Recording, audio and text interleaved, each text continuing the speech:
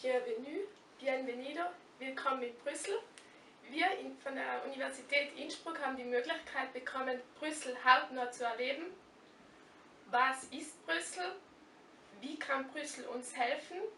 Arbeitslosigkeit, Klimawandel, demografischer Wandel sind Probleme, die wir in Österreich wahrscheinlich nicht alleine lösen können.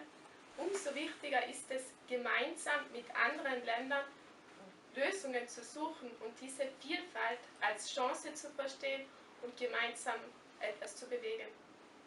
Dadurch, dass es in Österreich immer weniger junge Menschen gibt, werden wir in Zukunft in einigen Berufsfeldern Probleme bekommen. Ich denke da jetzt speziell an die Altenpflege.